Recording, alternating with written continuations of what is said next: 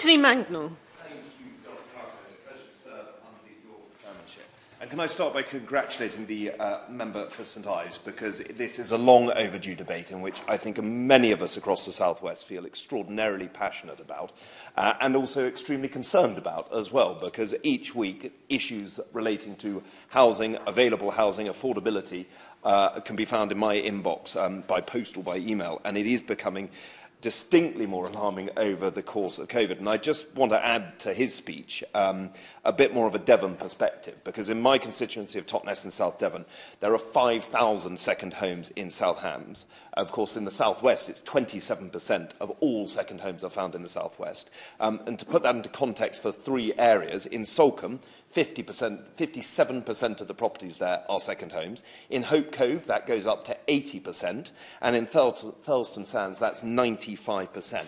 And the undeniable impact of this is that it's pushed up rental rates and also property purchase rates. And so for anybody that wants to work or live in the local area on a full-time basis, they just simply cannot find the property to be able to live in. And so, of course, they then look around and see where they can find the appropriate housing. And it's often many, many miles. And I think about the lifeboat service in Salcombe. I think about the teachers in Salcombe. I think about the doctors and nurses who live in and around Kingsbridge and Totnes who don't have adequate property to be able to live in, to be able to work, to provide the very necessary public service that we expect in our rural community.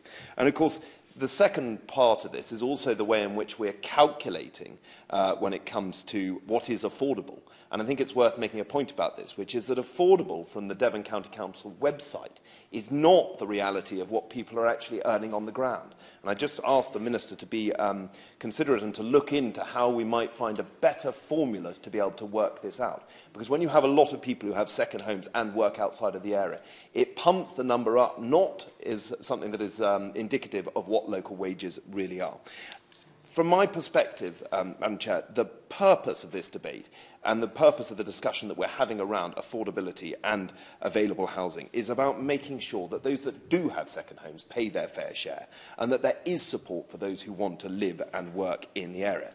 And I don't really want to take up much time because I know lots of people are going to make many of the same points. But since I arrived in Westminster, I have made it a bit of a mission to work on closing the loophole around business rates for second homeowners.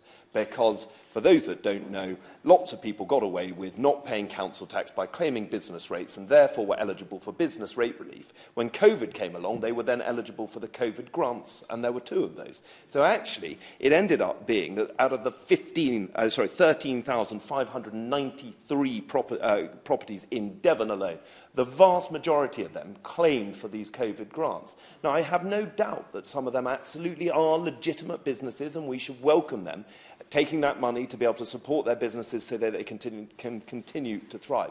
But I personally know of many examples where lots of people were claiming for this money because they were just putting their second home onto the business rate so they could escape paying council tax and then, in the circumstances of COVID, benefit. That is totally unacceptable and morally, I have to say, completely dubious and unacceptable. And I hope there will be a review to look into those who were claiming business rates but not actually running businesses. I think it would be very important to do this. And this brings me on to the second point that I wanted to make about what I think we can do here, which is, firstly, the Chancellor has been good at mentioning that he wants to close this loophole. Can we do it sooner rather than later? Not in the expectation that more grants are going to be paid out, but we need to announce where we're going with this. And I might just add that there should be a minimal requirement of actual days let to be able to be eligible for business rates. Whether that, and frankly, I think the Minister should make it as high as possible, because legitimate businesses would have nothing to fear. So 180 days, 200 days, 210 days,